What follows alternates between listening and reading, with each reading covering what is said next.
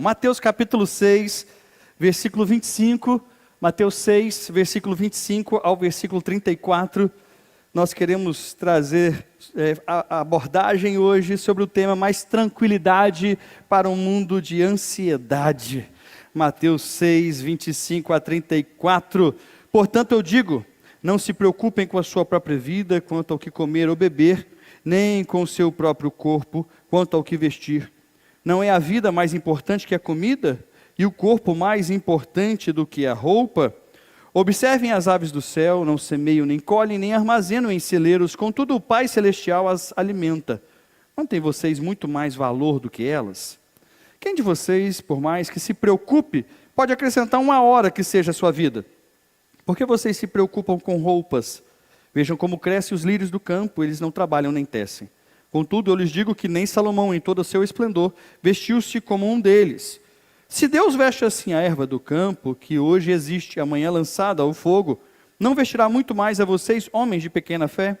Portanto, não se preocupem dizendo o que vamos comer, ou o que vamos beber, ou o que vamos vestir. Pois os pagãos é que correm atrás dessas coisas, mas o Pai Celestial sabe que vocês precisam delas. Busquem, pois, em primeiro lugar o reino de Deus e a sua justiça, e todas estas coisas lhe serão acrescentadas. Portanto, não se preocupem com o amanhã, pois o amanhã se preocupará consigo mesmo. Basta a cada dia o seu próprio mal. Pai querido, nós queremos clamar, Deus, as tuas mais ricas bênçãos. Oramos pela vida do Bernardo, Senhor, que está indo, Deus, para os Estados Unidos e que passará ali, Deus amado, um tempo da sua vida. Peço que o Senhor abençoe, o conduza, esteja com teu filho, que ele encontre uma comunidade de fé, Deus, para se aliançar ali e poder aprender e crescer mais na fé em Cristo Jesus. Oramos, Pai amado, também por nós aqui nesse momento de culto, nesse tempo de adoração, pedindo que essa mensagem venha falar ao nosso coração. Deus amado, nós estamos cercados por ansiedades. Deus amado, nós estamos tomados por ansiedades, e eu peço que o Senhor traga mais tranquilidade para a nossa vida, diante desse mundo de ansiedade, que o Senhor traga mais tranquilidade a nós. Abençoe as nossas vidas, fale o nosso coração, traga sobre nós, Deus, uma palavra realmente que traga transformação para nós, no nome de Jesus. Amém e amém, Jesus. Quando eu era criança pequena, lá em Aimorés, Meu Deus do céu. tinha uma canção que embalava os nossos domingos. É verdade. Não sei se você conhece, mas ela começava assim.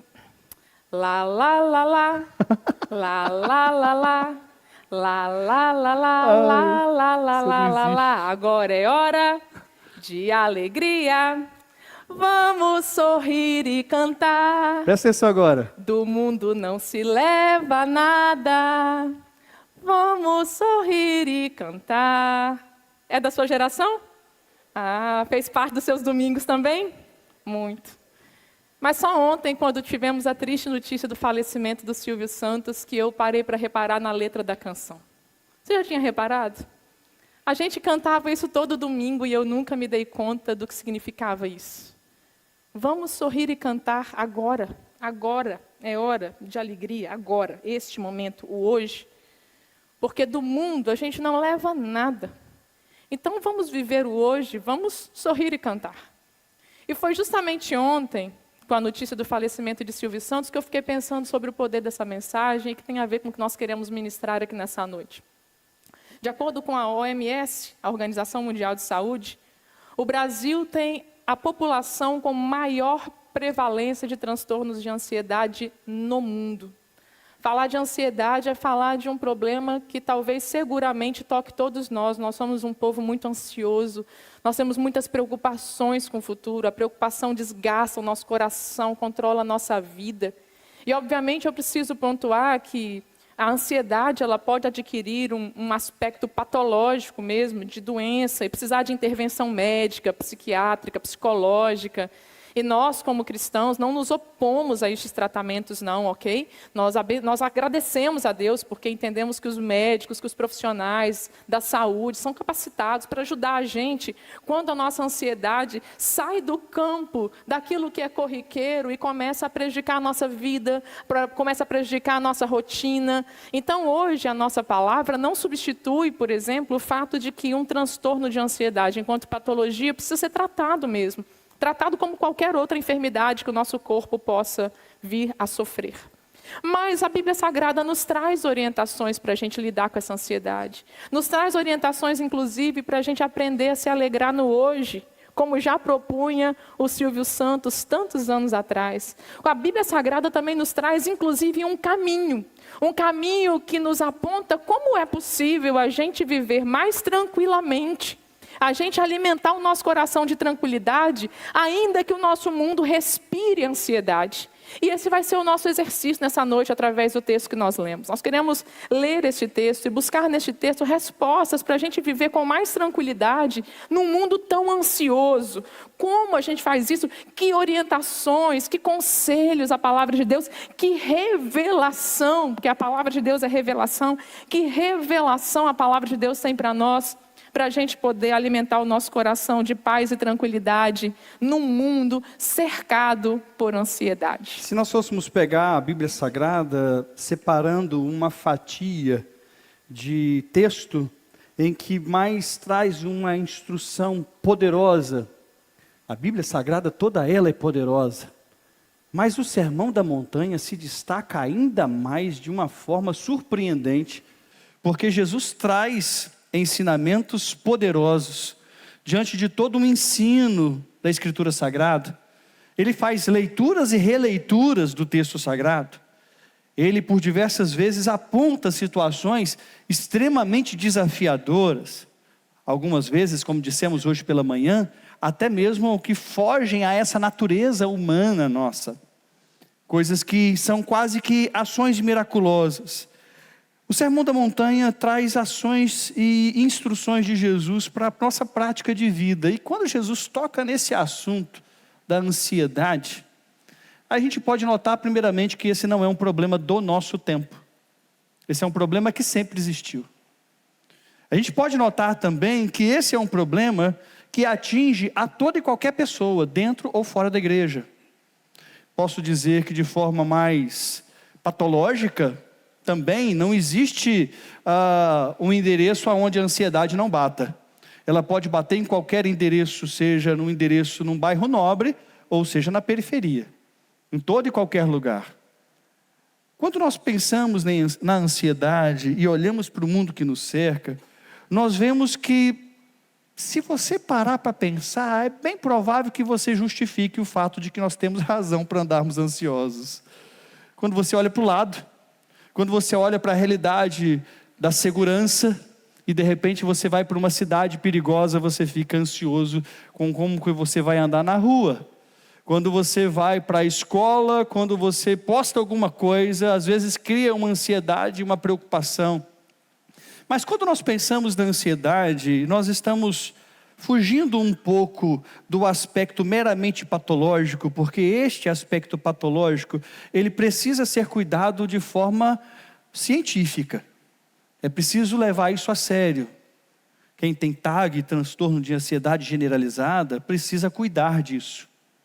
Precisa ter uma atenção nisso. E sabe as consequências e as gravidades do não cuidado disso. Posso dizer de cadeira. Quando nós pensamos sobre a ansiedade, nós estamos falando sobre essa ansiedade que cerca, mas que não é a patológica meramente, mas é a ansiedade que faz com que a gente perca a confiança no processo que Deus está fazendo na vida. A ansiedade que está mais focada no objetivo de que eu preciso que as coisas saiam do meu jeito, e sejam do meu jeito, e quando não sai do meu jeito, eu não fico bem. A ansiedade é onde, no sentido de que nós queremos ser o centro do mundo, e tudo precisa girar em torno da gente. Se não sai desse jeito, a gente não fica bem. Quando nós olhamos para o texto sagrado, nós vemos um Jesus que tinha motivos para andar ansioso. Jesus tinha motivos para andar ansioso. Pensa comigo. Quantas pessoas perseguiram Jesus? Os seus o rejeitaram. Pessoas de sua própria família o negaram. Os discípulos fugiram. A religião da época o chamou de filho de Belzebu. Jesus tinha motivos para andar ansioso. A cruz era o seu destino. E ainda assim Jesus vira e diz: não andeis ansiosos por coisa alguma. E aí você vira para Jesus e fala: Jesus, mas como? Como que a gente não vai ficar ansioso? Olha a vida que nós estamos vivendo, olha o mundo que a gente está vivendo, olha quantas preocupações nós temos. Como não andar ansioso? Essa é a nossa pergunta para Jesus hoje, que a gente quer buscar responder com o texto.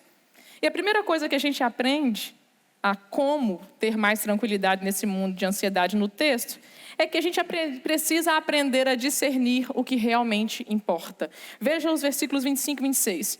Não é a vida mais importante que a comida e o corpo mais importante que a roupa. Observem as aves do céu. Não semeiam, não colhem, não armazenam em celeiros, contudo o Pai Celestial as alimenta. Não tem vocês muito mais valor do que elas? Um caminho para a gente ter mais tranquilidade na vida, no mundo de ansiedades, é a gente aprender a discernir, a diferenciar e estabelecer prioridades na vida, discernir o que realmente importa. Jesus estabelece aqui prioridades. A vida importa mais do que o corpo. A vida importa mais do que a comida, perdão. O corpo importa mais do que as vestes. E vamos parar para combinar que geralmente boa parte das nossas ansiedades, eu não diria que todas, mas boa parte das nossas ansiedades estão relacionadas a coisas periféricas, às coisas que não são essenciais ou mais importantes. Às vezes nós estamos realmente ansiosos por coisas menos importantes do que corpo e vida. Estamos preocupados com, por exemplo, o que vestir, a casa que moramos. Sabe, objetos, coisas externas. Estamos preocupados com o carro, que nós precisamos trocar o pneu dele, que vai estar com o pneu careca. A gente começa a ficar ansioso, porque amanhã tem um boleto para pagar. E é claro, a gente precisa pagar nossas contas. Isso tudo é legítimo. Assim como é legítimo se preocupar com a comida, é legítimo se preocupar com a roupa. Ninguém está dizendo que não seja legítimo se preocupar com isso. Mas a ansiedade se alimenta da inversão das prioridades. A ansiedade se alimenta do fato de que nós invertemos a ordem das preocupações. Não é que essas coisas não sejam legítimas na existência, mas elas não são as mais importantes. E às vezes nós pegamos aquilo que não é importante e colocamos no topo das nossas preocupações. Nós invertemos a prioridade. Então, ao invés de nos alegrarmos, agradecemos a Deus, por exemplo, porque temos vida. Vida é mais importante, amém? Amém? Vida é mais importante? Sim. Você está com um boleto aí que amanhã tem um juro para pagar, o seu pneu do carro está careca, o plano de saúde está vencendo, tudo isso é importante, mas a sua vida é mais importante, amém? Você está vivo, você está viva, amém? Só que às vezes a gente para, a gente inverte, a gente começa a colocar essas outras coisas periféricas como mais importantes que a nossa vida e começamos inclusive a não ver a alegria no viver. A ansiedade faz isso com a gente, a ansiedade, essa miserenta, ela chega e nos cega para o que é mais importante e arregala os nossos olhos para aquilo que não é tão importante assim. Ela coloca uma lente de aumento e a gente começa a ficar ansioso por coisas que poderiam vir depois. E mais, a gente deixa de ser grato a Deus por aquilo que é mais essencial e nós já temos. Você tem uma família. Família é mais importante que o financiamento imobiliário, concorda? Ana, ainda não consegui comprar minha casa própria, estou chegando aí nos 40, eu tinha feito um plano, que quando eu tivesse 40 anos eu ia ter uma casa, um carro, 2 filhos, 3 cachorros. A única coisa que eu tenho é os 3 cachorros pulguentos, né? Calma aí, você tem família. Você tem vida, isso é mais importante. É legítimo querer a casa, o carro e os cachorrinhos. Mas se não der, tem outras coisas mais importantes. A ansiedade inverte a prioridade. Coloca aquilo que é supérfluo no lugar que é primordial. Como é que está isso na sua vida? Será que a tua ansiedade tem se alimentado da inversão das suas prioridades? Você tem se preocupado mais com coisas que poderiam vir depois e colocado essas coisas que poderiam vir depois em primeiro lugar? Jesus vai dizer o seguinte sobre pássaros. Jesus vai falar sobre esse cuidado com das roupas. Ele vai dizer sobre os lírios do campo. E Jesus vai dizer: o Pai de vocês cuida de tudo isso. Em outras palavras, está tudo em ordem. Deus não perdeu o controle da existência. Porque nesse projeto e nesse processo da ansiedade tomar conta da nossa vida, a gente entra com preocupações inúteis e fúteis. E essas preocupações inúteis e fúteis faz nos esquecer de que Deus está no controle de tudo. Faz nos tirar o foco de que Deus está no comando da história. Nessa grande embarcação e nesse grande navio, nós temos alguém que está ali conduzindo a vida e a história, e você não está alheio a ele. Deus está contigo. Só que muitas vezes a gente para observar e dar foco naquilo que é o pior. Eu me lembro que, já contei isso aqui, meu pai aposenta como pedreiro, e ele fazia acabamentos, e ele me falava uma vez, Lênio, olha, é interessante que quando eu assento um piso, eu posso acertar todos os pisos, mas se eu erro todo mundo foca no que eu errei. E vai olhar e vai dizer: mas que pedreiro ruim. Todo o resto ninguém observa. A gente tem uma tendência a se fixar no negativo, sabe? A se prender no negativo, como um imã que vai puxando a gente para o negativo. E a gente precisa, em nome de Cristo Jesus, se forçar a se libertar disso, a se libertar das preocupações inúteis. O versículo 27 vai dizer: quem de vocês, por mais que se preocupe, pode acrescentar uma hora que seja a sua vida? A pergunta de Jesus é uma pergunta que a gente para e fala assim: é mesmo, né? Mas normalmente a gente para fazer essa pergunta e para observar a nossa vida em momentos mais dolorosos. Quando nós estamos no funeral de alguém, quando nós estamos no momento de dor e de despedida, a gente começa a refletir e vai dizer: nossa, a vida passa rápido, a vida é passageira. E se a gente voltasse, e pudesse voltar no tempo e fixar nas coisas que realmente vale a pena a gente fixar? Não que a gente vá colocar e engavetar os nossos problemas, dizendo e vivendo a ilusão de que os problemas não existem. Mas a gente pode lidar com eles de forma diferente. A questão do Evangelho não é que você vai estar recebendo uma vacina de imunidade contra problema. A questão é que agora você ressignifica a forma como você lida com eles. Quando Jesus fala com os discípulos, pega o barco, atravessa esse lago, vai para o outro lado, os discípulos obedecem à voz de Jesus, que é Deus, entra no barco e tem uma tempestade no meio do caminho. Você, ouvindo a voz de Jesus, você ainda está sujeito a passar por um monte de tempestade. Mas eu posso ressignificar todos os meus problemas, entendendo que Deus está comigo em todo momento. Entendendo que eu posso tirar o foco dessas futilidades que tiram a minha paz e começar a fixar o meu pensamento e a minha vida e gerenciar a minha mente realmente para aquilo que importa. Pastor, isso eu não consigo fazer, isso me domina, isso me consome, isso me tira o sono, eu já orei por isso, eu não quero trazer mais peso sobre a sua vida.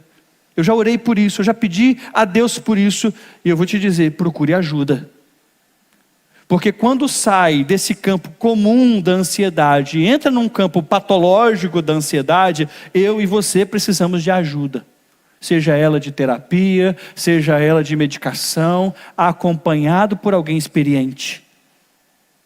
Mas quando não é o fato, e você simplesmente vai se perdendo nessa loucura, nas futilidades da vida, e você vai observando que as suas preocupações não têm nem sentido, e Jesus então te pergunta e me pergunta: quem de vocês, por mais que se preocupe, pode acrescentar uma hora que seja a sua vida?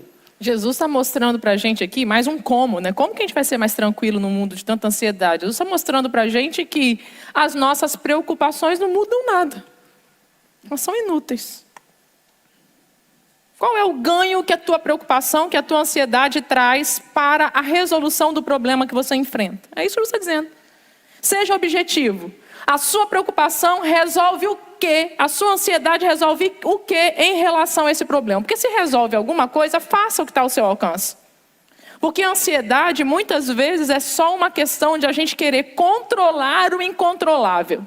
Seguinte, gente, diante das coisas que a gente tem que viver na vida, a gente tem que aprender a diferenciar que existem aspectos que nós controlamos e existem aspectos que nós não controlamos. E geralmente a ansiedade não se localiza motivando a gente a resolver o que a gente controla. A ansiedade não está aqui, nesse aspecto. Existem aspectos, os problemas que nós enfrentamos que estão sob nosso controle. Já vou exemplificar. Mas existem aspectos que não estão no nosso controle. E geralmente a ansiedade não fica aqui, ajudando a controlar o que controlamos. Ela está aqui, querendo que a gente controle o que a gente não controla. Por exemplo, você precisa trabalhar, eu preciso trabalhar, nós precisamos pagar nossas contas. Aliás, esse talvez seja um grande foco de ansiedade no nosso mundo, né? Como que a gente vai sustentar nossa família? Como que a gente vai colocar comida na mesa? Isso é gerador de ansiedade. A respeito do nosso trabalho, existem aspectos que nós controlamos, existem aspectos que nós não controlamos. O que a gente controla? A gente controla, por exemplo, se especializar. A nosso movimento de buscar uma formação, de buscar um curso que tenha a ver com as nossas aptidões, com a nossa área de trabalho. A gente controla a nossa postura no trabalho, uma postura ética, para que onde a gente estiver, a gente receba um bom testemunho. A gente controla, por exemplo, o exercício da nossa competência. Eu vou ser responsável, competente naquilo que eu faço. Isso tudo está no seu controle. A ansiedade não está aqui.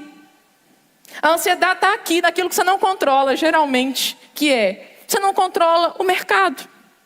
Se tem ofertas de trabalho mais abundantes ou menos abundantes para a sua área. Um ano a engenharia está bombando. O engenheiro está ganhando um salarião. Daí a 2 anos o engenheiro não tem mercado, estão fazendo Uber. Não é assim o mercado de trabalho, gente? É louco. Um ano você é fotógrafo lá e está cheio de evento de casamento. No ano seguinte vem uma pandemia, acabaram todos os eventos. Você controla isso? Não controla. Isso aqui está no âmbito do incontrolável. Não tem nada que você possa fazer. E o que eu estou dizendo é, quem por mais ansioso que esteja, vai fazer brotar uma vaga de trabalho? Não vai. Quem por mais ansioso que esteja, vai mudar o cenário econômico, o cenário pandêmico. Isso aqui a gente não controla. E geralmente a ansiedade fica aqui. E enquanto ela fica aqui, ela nos paralisa de fazer o que está no nosso controle. Esse é o grande problema da ansiedade. Porque ela não mobiliza a gente, ela paralisa. Você fica, ai meu Deus do céu, não tem trabalho para mim, não tem vaga de emprego. Ai meu Deus, o que eu vou fazer? O mercado está parado, eu não sei o que lá. E aí você começa a ficar, lembra, quem viu Divertidamente, né? Aí você começa a entrar em parafuso lá, né? A ansiedade está lá, e aí você para. Ao invés de parar e pensar assim, pera lá, mas o que é que eu controlo disso tudo? Será que está na hora, por exemplo, de eu ir buscar uma mudança de área? Será que está na hora de eu, por exemplo, empreender? O que eu controlo? O que está no meu... Será que está na hora de eu fazer uma coisa diferente do que eu já fiz até aqui? O que é que está debaixo do meu controle? Enquanto a gente perde tempo ansioso por aspectos que nós não controlamos, nós vamos deixando de fazer aquilo que nós controlamos. Faz sentido para você? Tem uma frase antiga que a gente falava muito, né? Ore como se tudo dependesse de Deus e trabalhe como se tudo dependesse de você.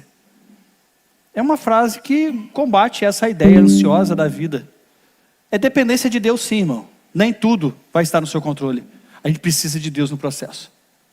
Mas talvez ao mesmo tempo também, não é só dizer, Deus, estou aí, hein? Eu preciso correr atrás. É a ideia da oração. Orar mais ação. Né? Falar com Deus e agir.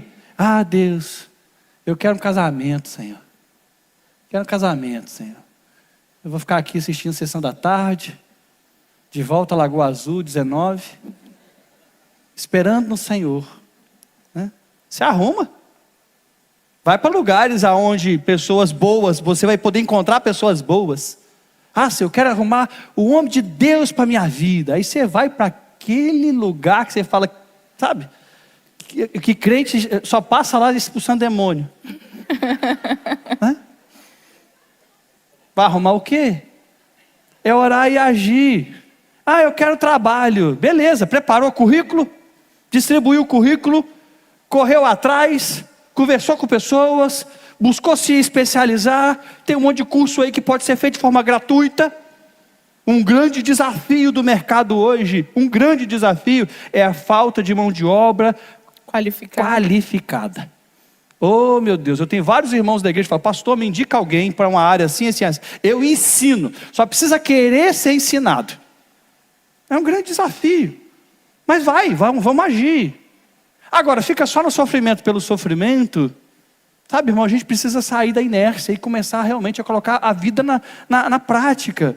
E fica às vezes sofrendo antes do necessário. Aliás, tem uma frase do Sêneca que vai dizer o seguinte: quem sofre antes de ser necessário, sofre mais do que o necessário. Quem sofre antes de ser necessário, sofre mais do que o necessário. Não tem como, vai ter um momento da vida que você vai sofrer. Eu vou sofrer, todo mundo vai passar por isso. Mas quem sofre antes de ser necessário, sofre mais do que o necessário. Agora, uma outra coisa que Jesus ensina a gente, para ter mais tranquilidade nesse mundo tão ansioso, é que a gente precisa escolher, e isso é uma escolha, o que é que nós vamos alimentar. Se nós vamos alimentar a ansiedade, ou se nós vamos alimentar a fé. Olha o que diz os versículos 28 e 30, ele diz assim: por que é que vocês se preocupam com roupas, coisas periféricas? Vejam como crescem os lírios do campo. Eles não trabalham, eles não tecem. Contudo, eu digo que nem Salomão, em todo o seu esplendor, se vestiu como um deles. Se Deus veste assim a erva do campo, que hoje existe e amanhã é lançada no fogo, não vai muito mais vestir a vocês, homens de pequena fé. Jesus está garantindo que nós estamos debaixo de um cuidado amoroso de Deus. E que se Deus cuida amorosamente até das plantinhas e dos animais, não cuidará de nós muito mais?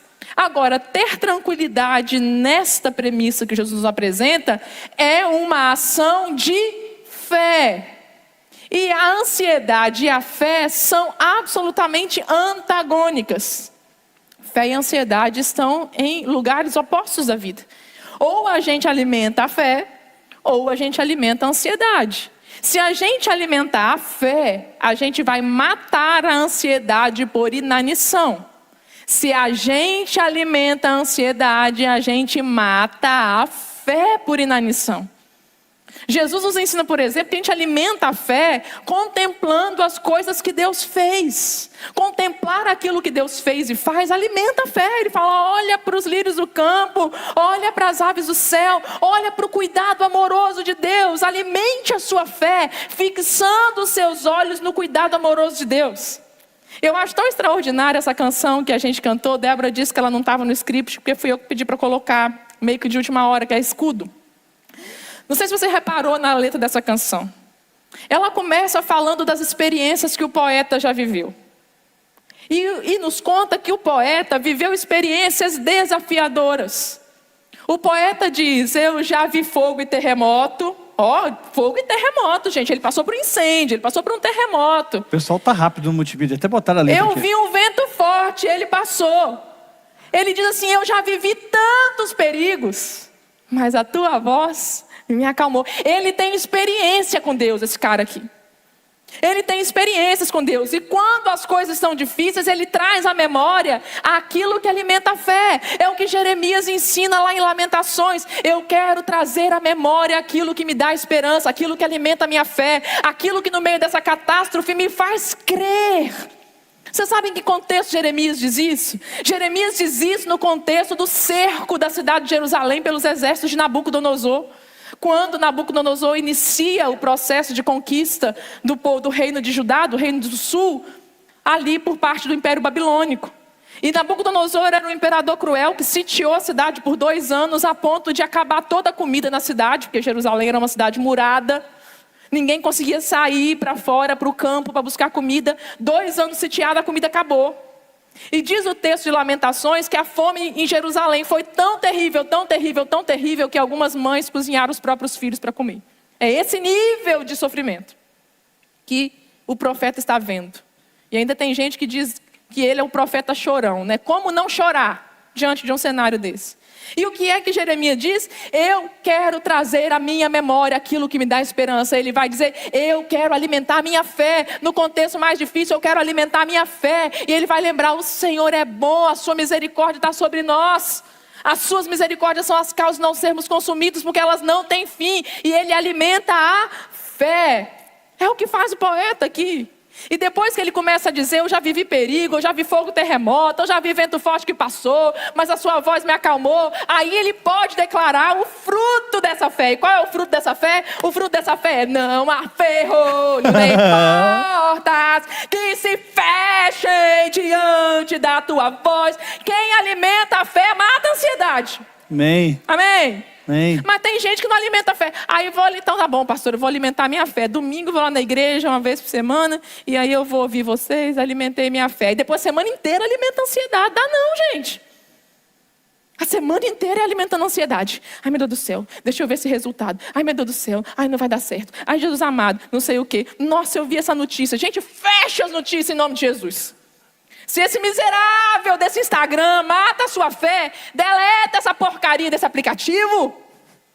Porque aí você quer vencer a ansiedade, mas você fica a semana inteira olhando para o Instagram e vendo quanto a vida dos outros é boa e a sua não é boa. Se o Instagram mata a sua fé, cancela essa miséria demoníaca dos infernos em nome de Jesus. Não, minha gente. Porque não tem fé que resista ao alimentar da ansiedade. Se você alimentar a ansiedade, você vai matar a sua fé. Mas a verdade também é, se você alimentar a sua fé, você mata a ansiedade. Amém? Olha para os livros, traga à memória aquilo que alimenta a sua fé. Traga à sua existência as ações que alimentam a sua fé. Traz para a sua vida as pessoas que alimentam a sua fé. Ah, eu quero alimentar a minha fé, pastor. Amanhã você liga para aquela amiga que é um balde de água fria e fala com você: nada vai dar certo mesmo, minha filha, é tudo ruim. Aquela pessoa te puxa lá para baixo. Não, traz para a sua vida as pessoas que alimentam sua fé. Ande com as pessoas que alimentam sua fé. Ande com as pessoas que dizem: minha filha, te dá um saculete e fala: você vai vencer, meu filho, você vai conseguir. Deus é contigo. Alimenta a sua fé, que a ansiedade morre. Dizer para você que Jesus faz esse movimento de uma forma belíssima, e Ele faz com que a gente tire os olhos do problema que nos gera ansiedade e que faz nos colocar os olhos na criação cuidada por Deus. Irmãos, tem uma coisa que é muito simples e que me ajuda muito. Me ajuda de forma poderosa. Eu falo isso porque a gente que lida com um transtorno de ansiedade generalizada, que o meu caso é também este, controlado, graças a Deus, mas que é desafiador. Só por hoje. Só por hoje. Amém. Mais um dia, né? Quando a gente lida, uma das coisas que me ajuda demais, sabe o que é? Sair da correria da cidade, sair do meio do monte de prédio, do monte de buzina, do monte de gente que não está nem aí com a sua vida, mas está disputando a vaga da fila do estacionamento, que está disputando a vaga das compras no Perim, e você está, meu Deus do céu, e vai um na sua frente, e você está lá, sabe aquela correria doida? E ir para um lugar no meio da natureza, olhar e contemplar o passarinho cantando. Eu me lembro que num dos momentos a gente arrumamos um cantinho, uma grota mesmo, foi uma grota lá do lado de Domingos Martins. A gente sentou, eu e a Nelisa estávamos só nós dois nesse dia, a gente sentou e ficamos lá observando o nada, sabe? Observando o nada. É engraçado que quando você para observar o nada, você vê tudo. Quando você para observar o nada, você vê tudo. E a gente começou a observar um tucano, que eu jamais imaginaria que aquele tucano existia. Ele passa na nossa frente, para numa árvore, e a gente começa a ver o tucano. De repente passa um outro pássaro que cantava uma coisa belíssima. Eu falei: gente, que canto é esse? Desconectado de internet, desconectado de preocupação do mundo que o cerca, e observando a natureza e a criação, e aquilo vai como um remédio, entrando dentro da gente, limpando, sabe? Limpando. Faz muito bem. A gente está numa cidade praiana, a gente não senta na frente do mar para observar o mar. A gente observa o trânsito, a buzina, quem foi mal educado no colégio, quem foi mal educado no trânsito. A gente precisa parar para ir para um parque da cidade e sentar ali e olhar o patinho aqui na Pedra da Cebola. E observar. E levar os filhos para esse ambiente. Porque às vezes a gente vai criando os nossos filhos fora desse ambiente, sabe? trancado, enclausurado dentro de um apartamento, dentro de uma casa, que não vive a vida observando a natureza, a criação. É óbvio que a gente não está dizendo para você que então o segredo para combater toda a ansiedade, o segredo, na verdade, é viver uma vida de hippie. Não tem preocupação nenhuma, então tanto faz, tanto fez. Não, existem preocupações que são boas preocupações. E existem preocupações que são nocivas. Uma boa preocupação: eu preciso conversar com meu filho, com a minha filha, sobre a pessoa com quem eles vão se relacionar. Vamos sentar aqui, vamos conversar. Olha, esses valores são importantes para nós. Uma preocupação nociva: meu Deus do céu, com quem minha filha vai casar? Jesus amado, ela acabou de nascer. Sabe? Tem coisa que é nocivo. Eu posso orar por isso, obviamente que eu posso orar por isso. Mas tem coisa que é nocivo, tem coisa que... eu tenho uma conta para pagar. Eu estou preocupado com essa conta que eu tenho que pagar, então eu tenho que correr atrás da estratégia para isso. Eu não vou simplesmente cruzar os braços e dizer: nossa, os pastores ensinaram que a gente precisa andar ansioso por coisa alguma. Não é uma vida de hippie, sabe, daquela lógica do vamos levando assim, deixa a vida me levar, a vida leva eu, sabe? Não é essa a ideia. É se preocupar com o que precisa ser preocupante mesmo, de você parar e analisar, e se organizar. Agora, tem coisa que é preocupação nociva. Preocupação nociva. Foge ao seu controle. Se foge ao seu controle, bota o joelho no chão e entrega para Deus, porque é Ele que tem todo o controle. Aliás, essa é uma outra coisa que Jesus nos ensina: a corrigir a nossa visão de quem Deus é, para a gente vencer a ansiedade. Versículo 32, assim: pois os pagãos é que correm atrás dessas coisas. Que coisas? Ficar preocupando com as coisas, preocupação nociva. Os pagãos é que fazem isso. Mas o Pai Celestial sabe que vocês precisam delas. Veja que Jesus agora faz um contraponto sobre o pensamento cristão e o pensamento pagão. Isso tem a ver com a visão de quem Deus é para o paganismo e para a fé cristã. No paganismo, os deuses não estão nem aí para as pessoas. Os deuses estão vivendo a vida deles, lá onde quer que eles vivam, no Olimpo, sei lá onde, em Valhalla. E os humanos que se lasquem. Eles só olham para os humanos se os humanos forem interessantes para alguma coisa que eles queiram. Nos pensamentos pagãos, típicos daquele mundo que Jesus habitava, sobretudo o pensamento pagão grego, os deuses não estão nem aí para os seres humanos. Se eles se aproximam ou se são capazes de alguma compaixão, isso é um ponto absolutamente fora da curva. Na curva, os humanos estão aí vivendo a vida deles soltos, sem ninguém que cuide deles. Os cristãos não. Os cristãos sabem que tem um Pai, e chamar Deus de Pai é algo específico introduzido por Jesus. Jesus é quem ensinou os seus discípulos a chamar Deus de Pai. Pai, um Pai cuidadoso, um Pai amoroso, um Pai zeloso, um Pai que se preocupa, um Pai que provê, um Pai que intervém. Deus é um Pai, é um Pai. E Ele diz: vocês que agem assim estão agindo como pagãos. O que quer dizer isso? Vocês estão achando que Deus não se importa. Vocês estão achando que Deus está deixando a vida de vocês correr solta, sem nenhum tipo de cuidado dele. Vocês estão achando que Deus é como os deuses pagãos, que a hora favorecem umas pessoas e desfavorecem outras. Tem gente que acha que é Deus assim. Tem gente que acha que Deus é como os deuses pagãos, mandam câncer para uma e um marido bacana para outra. Tem gente que acha que Deus é como os deuses pagãos, né? Promove um e faz o outro ter a empresa quebrada. É Deus quem fez isso. Não, Deus é um Pai amoroso que cuida de vocês o tempo todo. Vocês estão agindo como pagãos, é isso que Jesus fala. Corrijam a sua visão de Deus. Deus é um Pai amoroso. Se nós entendemos que Deus é um Pai amoroso que cuida de nós, a gente falava sobre isso hoje de manhã. Um cristão não entende que as dificuldades da vida são maldição de Deus. Um cristão não entende que as adversidades da vida são falta de bênção ou de cuidado de Deus. Um cristão entende que as dificuldades fazem parte da vida e inclusive são escola para a gente crescer e aprender. Mas até nas adversidades, Deus está cuidando de nós. Ele Amém. Nunca deixa de cuidar. Amém. Nunca. Você está passando por um momento de sofrimento, não significa que Deus não está cuidando de você. Inclusive, o teu momento difícil pode ser cuidado de Deus, por mais louco que pareça.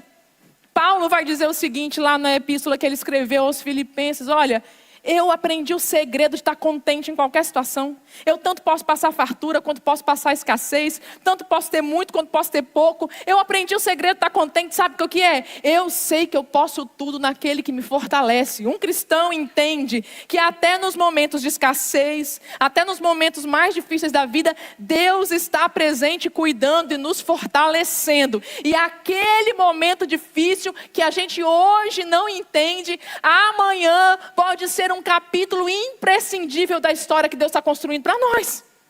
Então o cristão entende que é algo do cuidado amoroso de Deus. Deus cuida de nós, corrige a sua visão. Porque tem gente que amargura até em relação a Deus. Fala, ai, mas como Deus fez isso comigo, né? Deus abençoou o outro lá e promoveu ele, o negócio dele está prosperando, eu estou quase quebrando. Por que Deus abençoa ele, não me abençoa? Meu irmão, minha irmã, Deus abençoa a todos nós indistintamente. A Bíblia diz que Ele faz vir a chuva sobre maus e bons e faz raiar o sol sobre justos e injustos. Se Ele faz isso, essa bênção com todo mundo, não vai fazer com você que é filho, que é filha.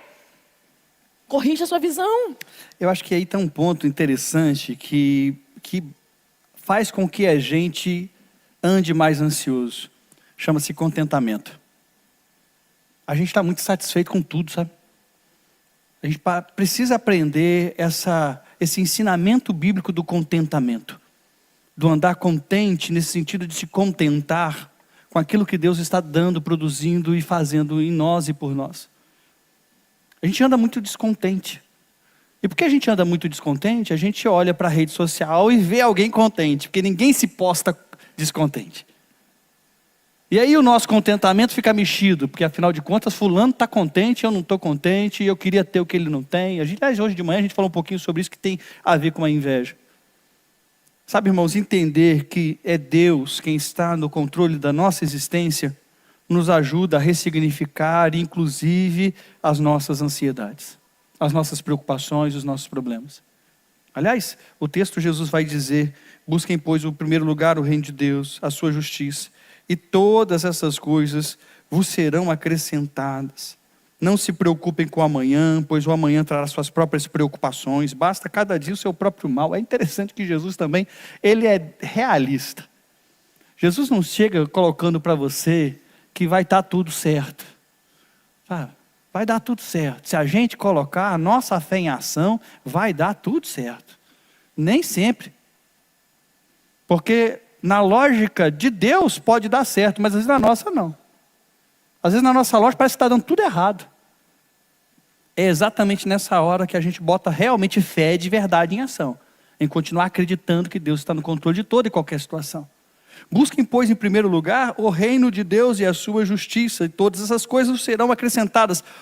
Quais são todas as coisas que serão acrescentadas? Sabe aquela preocupação com o que comer? O texto fala. Aquela preocupação com o que vestir?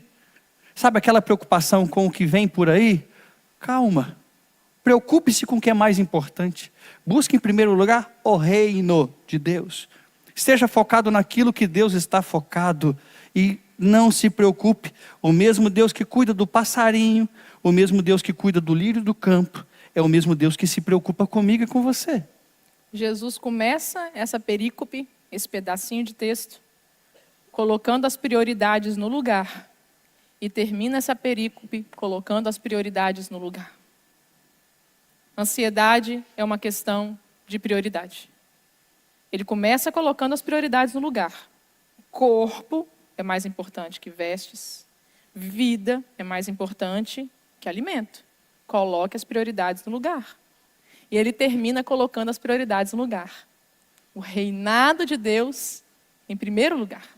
O reino de Deus, quando Jesus fala, busque em primeiro lugar o reino de Deus, em outras palavras ele está dizendo, busque que Deus seja o rei da sua vida, que Deus governe a sua vida. Meu irmão, minha irmã, existe um rei assentado no trono que governa a nossa vida. E esse rei não é um tirano. Esse rei não é Nabucodonosor, não é um imperador sanguinário. Este Deus, este rei é um Pai amoroso que cuida de mim e de você. Que chama as estrelas, cada uma pelo seu nome. Que diz que até os fios de cabelo da sua cabeça estão contados. E Jesus termina colocando em ordem as prioridades novamente, dizendo: entenda isso em primeiro lugar na sua vida. Busque que Deus reine na vida e no coração de vocês. Se Deus for o rei da vida do coração de vocês, tudo mais que vocês precisam, tudo o mais vai ser acrescentado. Amém? Amém. Dizia o Silvio Santos que hoje, agora, é o tempo de sorrir e cantar. Não sei o que estava na cabeça dele ou de quem compôs essa música. Mas ela me fez lembrar que existe um Deus que se assenta no trono, que governa a nossa existência, que nos pede as nossas preocupações porque Ele cuida de nós. Que nos ensina que Ele é um Pai amoroso. E que por isso a gente pode matar a ansiedade de inanição e alimentar a nossa fé. E eu queria orar com você, mas eu queria orar com você cantando mais uma vez essa canção que alimenta a nossa fé. Declarando isso. Eu queria te convidar como igreja a declarar isso.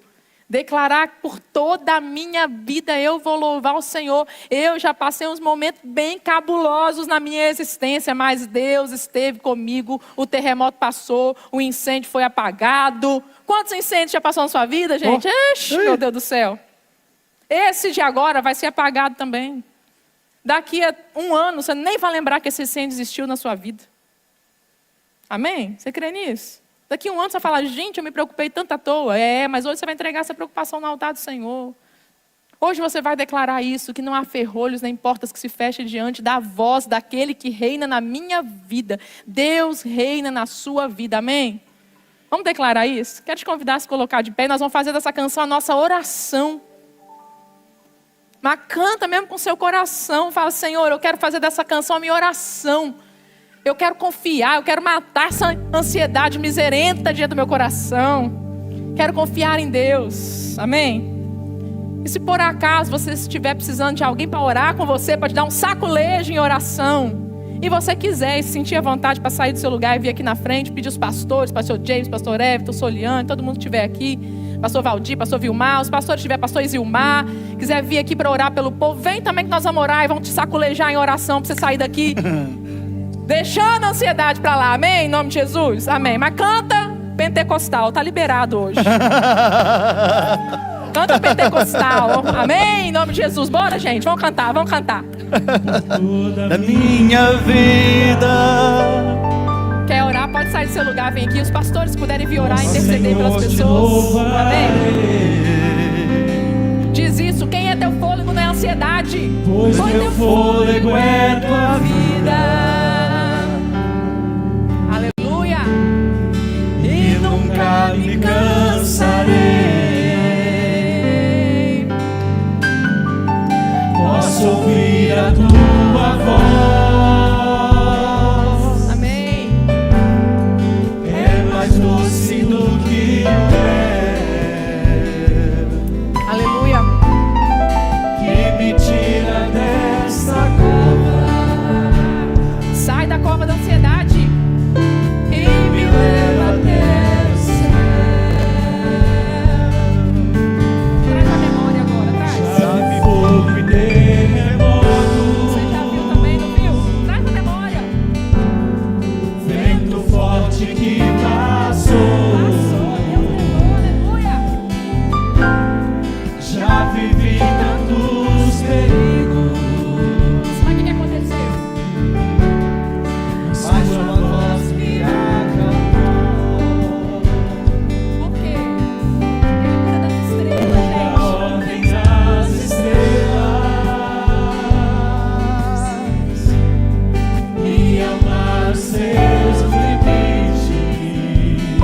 Onde você vai ficar seguro? Eu me sinto tão seguro Diz pra Deus, no teu colo, Senhor, no teu colo, Pai. no teu colo, ó Altíssimo. Declara agora assim.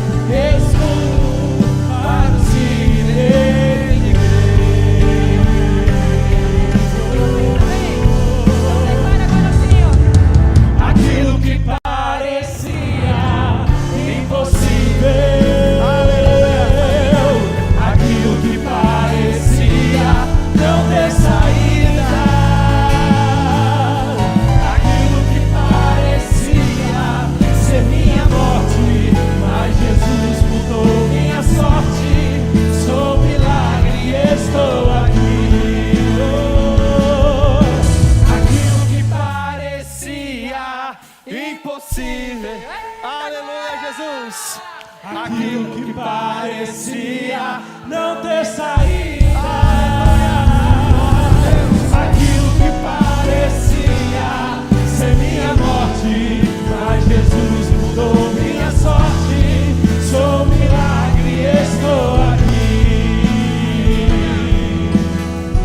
Usa-me, sou teu milagre. Usa-me, eu quero te servir. Usa-me, Senhor, usa-me. Sou a tua imagem. Usa-me, ó Filho de Deus. Aleluia, aleluia, aleluia, aleluia. Pai querido, Oh, Deus. teu filho Jesus nos ensinou a te chamar de Pai. Oh, Jesus. Obrigado porque o Pai nos coloca no colo e nos diz: fique tranquilo, eu estou com você, eu não te abandono, eu estou junto com você. Ah, Jesus, nos ensine, Pai, nos ensine a descansar no Senhor. Oh, Jesus, Nos por ensine favor, a Deus. entregar a nossa vida nas Tuas mãos. Nos ensine a buscar ao Senhor acima de todas as coisas, a buscarmos o Teu reino em primeiro lugar. Nos ensine, Pai amado, nos ensine, Deus. Nos ensine, Pai amado, que os nossos filhos, por mais que nos preocupem, são teus, pertencem ao Senhor. Nos ensine, Pai amado, nos ensine que a nossa existência pertence ao Senhor, que o nosso sustento pertence ao Senhor, que o cuidado da nossa vida está nas tuas mãos. Nos ensine, Senhor, nos ensine, Jesus. Ah, Deus, que nós saiamos aqui nessa noite, Pai, com a compreensão de que o nosso Deus é por nós, o nosso Deus está conosco. Nos ensine a entregar nas Tuas mãos toda a nossa ansiedade, porque o Senhor tem cuidado de nós. Jesus. Oh Amém, Deus, Jesus. obrigado, Jesus, pelo cuidado do Senhor. Oro também, Pai amado, por aqueles que aqui estão e que padecem de forma patológica, Senhor, da ansiedade. Eu te peço, Pai, Jesus. traga cura, Pai. Traga Em nome de cura Jesus, sobre Senhor. essas vidas, sobre nós, Senhor. Traga cura, Senhor. Traga cura dos altos céus. Esteja conosco em todos os momentos, Pai. Esteja conosco, Pai, a nossa oração, no nome de Jesus. Amém. Amém, E Jesus. que a graça do nosso Senhor e Salvador Jesus Cristo, que o amor de Deus, nosso eterno Pai, e que a comunhão, que a consolação, que o poder do Espírito Santo venha sobre nós, acalmando o nosso coração, nos fazendo confiar neste Pai que nos ama com tanto zelo, nos fazendo matar a ansiedade por inanição, hoje, todos os dias, para sempre, em nome de Jesus. Amém, amém e amém.